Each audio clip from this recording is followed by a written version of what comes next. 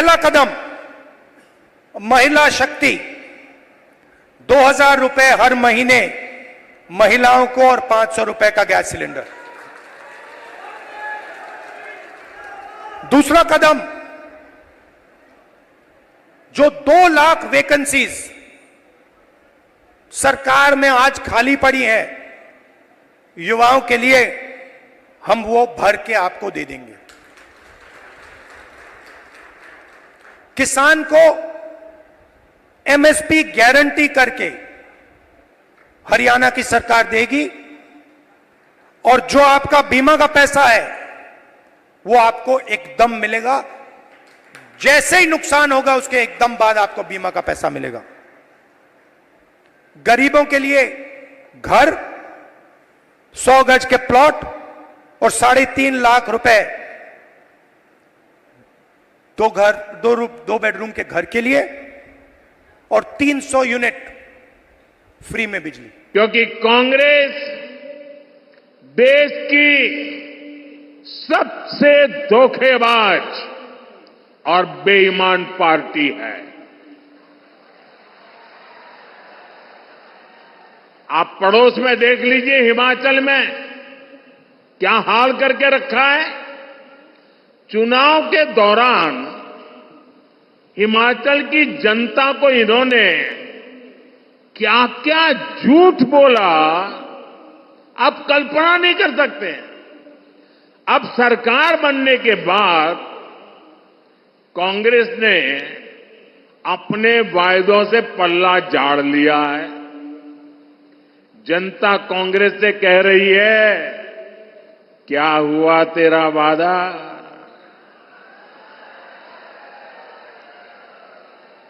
और कांग्रेस जनता से पूछ रही है, तुम कौन? दिल्ली के शाही परिवार ने झूठ बोलकर हिमाचल के लोगों को फंसा दिया।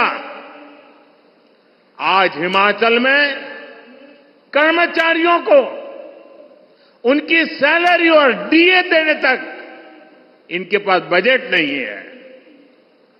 साथियों, जहां कांग्रेस होती है वहां कभी भी स्थिरता नहीं आ सकती। जो पार्टी अपने नेताओं के बीच एकता नहीं ला सकती, वो राज्य में स्थिरता कैसे लाएगी? आप देख रहे हैं कि कैसे यहां कांग्रेस में मुख्यमंत्री बनने के लिए मारामारी मची है। बापू भी दावेदार है और बेटा भी दावेदार है, और दोनों मिलकर बाकियों को निपटाने में लगे हैं। और ये सब देख करके हरियाणा के जागरूक नागरिक कांग्रेस को निपटाने में लग पड़े हैं। कुछ लोग ऐसे हैं जिन्होंने तन मन धन से दिल्ली के शाही परिवार की सेवा की है। अब वो भी पूछ रहे हैं कि उनसे क्या गलती हुई। यहां कांग्रेस का हर गुट, हर सीट पर एक दूसरे को पटखनी देने में ही लगा हुआ है। साथियों, इस गुटबाजी के बीच कांग्रेस में दलितों और पिछड़ों के लिए दरवाजे एकदम बंद है।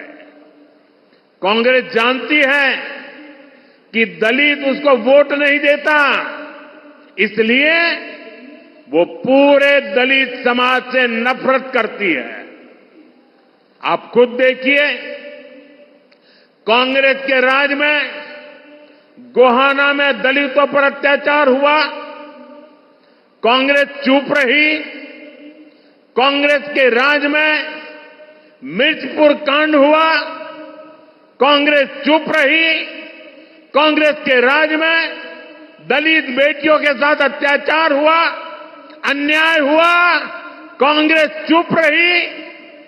आज कांग्रेस का शाही परिवार कह रहा है कि दलित और पिछड़ों का अमेरिका में जाकर के बोले वो दलितों पिछड़ों का आरक्षण खत्म कर देंगे।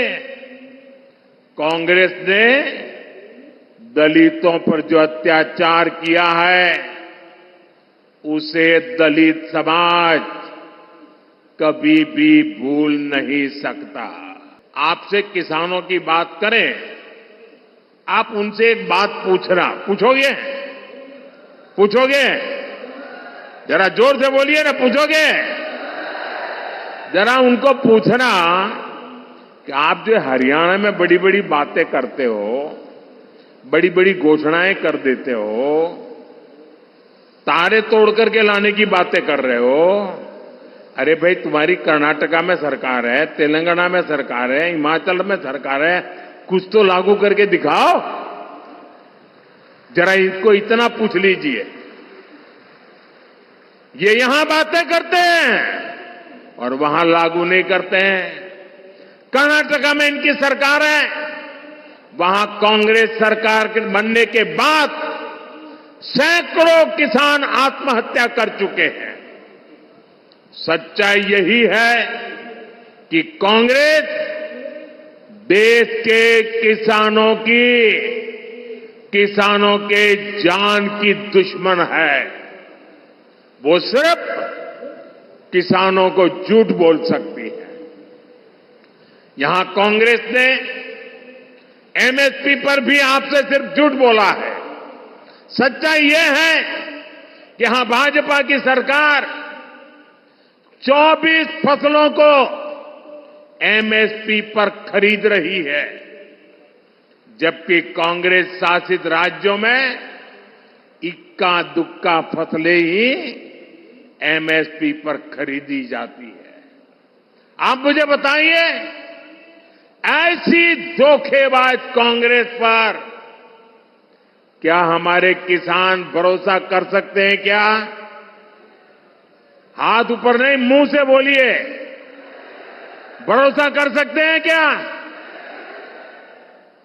साथियों, हरियाणा का भरोसा तो भाजपा पर ही है। बीते एक दशक में भाजपा ने यहां विकास को नई गति दी है। यहां चारों तरफ चौड़ी सड़कों का जाल बिछाया गया है। आज 5 जोड़ी वंदे भारत ट्रेनें ये मेरे हरियाणा में चलती है। हिसार से रोहतक जाने के लिए हंसी हिसार रोहतक लेन लाइन शुरू कर दी गई है। इससे हिसार से रोहतक पहुंचने के लिए समय आधा हो गया है।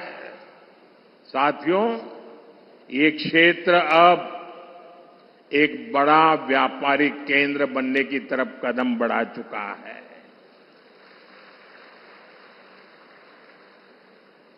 हिसार एयरपोर्ट बनने से यहां नए उद्योगों को बढ़ावा मिलेगा। और आज मुझे बता रहे हैं कि इतना बड़ा जहाज पहली बार यहां उतरा है और मुझे आने का सौभाग्य मिला है। और भाजपा सरकार बनने के तुरंत बहुत ही कम दिनों में इसका कॉमर्शियल कामकाज भी शुरू हो जाएगा दोस्तों।